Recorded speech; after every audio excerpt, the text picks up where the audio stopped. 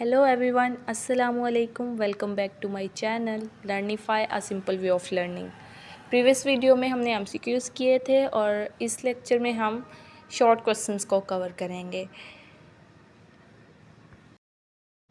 तो चलें फिर स्टार्ट करते हैं अपना आज का लेक्चर।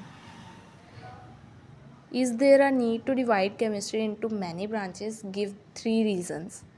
कह रहे हैं केमिस्ट्री को डिवाइड करने के कोई रीज़न्स हैं, अगर हैं तो उनको जो है 3 रीज़न्स बताएं। तो ऐसी कोई नीड थी कि केमिस्ट्री को उसकी ब्रांचेस में डिवाइड किया जा सके। सो इसका आंसर है पेज नंबर 1 पे, और ये मैंने यहाँ पे मेंशन किया हुआ है। न्यू आइडियाज़ फॉर साइंटिस्ट, कि साइंटिस्ट के लिए न्यू आइडिया क्रिएट करता है ब्रांचेस में डिवाइड करना। और टू ऑर्गेनाइज नॉलेज, इससे नॉलेज ऑर्गेनाइज हो जाती है। Easy to understand in simple way, simple way में आसानी से हम अंडरस्टैंड कर सकते हैं। इंटरकनेक्ट वेरियस सब्जेक्ट्स, और ये वेरियस सब्जेक्ट्स से इंटरकनेक्ट करता है, इंटरलिंक करता है। सो इसमें से आप कोई से 3 कर सकते हैं, और वैसे मैं यही रेकमेंड करूँगी कि आप 4 ही कर लें, ठीक है। नेक्स्ट है रिएक्शंस में take place due to the electron present outside the nucleus, और दे में take place inside the nucleus. Which branch of chemistry cover these 2 types of reactions. तो इस तरह के रिएक्शन कहाँ होते हैं? Physical chemistry and nuclear chemistry, ये दोनों इसके आंसर्स हैं, ठीक है। ये बस आपने यही मेंशन करना है कि फिजिकल केमिस्ट्री और न्यूक्लियर केमिस्ट्री में ये होता है। नेक्स्ट देखें, for type of problems are solve in analytical chemistry. Analytical chemistry में किस तरह की प्रॉब्लम सॉल्व होती हैं, पेज नंबर 3 पे देखें। ये आपने पूरा करना है। This branch of chemistry deal with the analysis of different substances. It involves separation, identification and determination of the concentration of the components present in material things.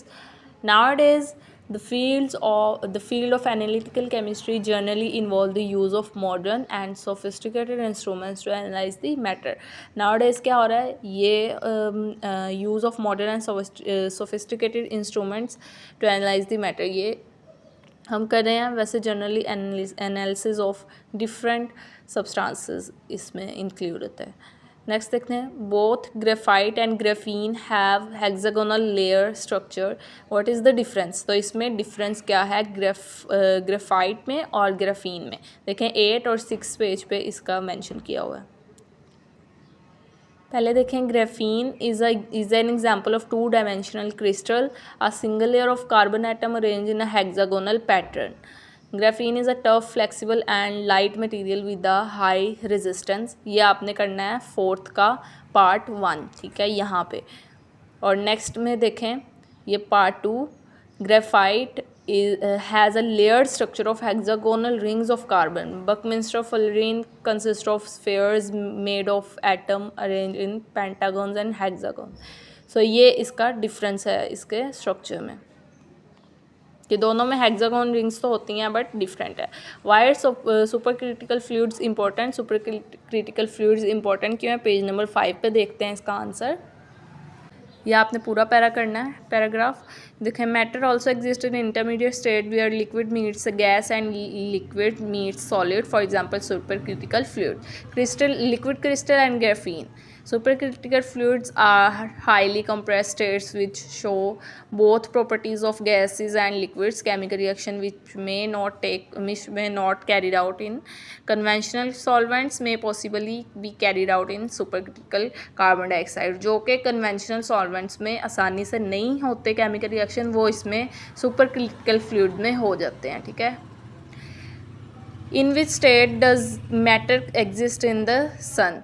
Matter जो है सन में किस स्टेट में होता है, तो वो प्लाज्मा स्टेट में मौजूद होता है, ठीक है। सो इसका आंसर है plasma state. Which is the importance, what is the importance of graphene, page number 5 और 6 पे इसका आंसर देखें।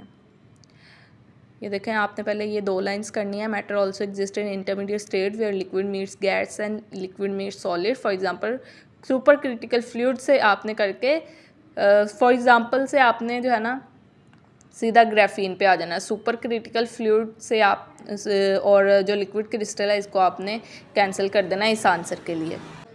चलें नेक्स्ट देखते हैं। नेक्स्ट इसका जो है part 2, graphene is an example of 2 dimensional crystal, single layer of carbon atom arrange in a hexagonal pattern. Graphene is a tough flexible and light material with a high resistance. ये इसका second part है 7th question का, ठीक है।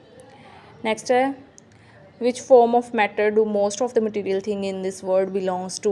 तो ये मैंने यहाँ पे लिख दिया है कि ज़्यादातर जो है वो सॉलिड में होता है। This solid form of matter, solid maintain their shape and volume, they are the most common state of the matter in every day object such as furniture, building and devices. So ये इसका answer था। सो अगर आपको video अच्छी लगी हो तो like share और सब्सक्राइब मस्ट कर दीजिए और कमेंट में ज़रूर बताइएगा।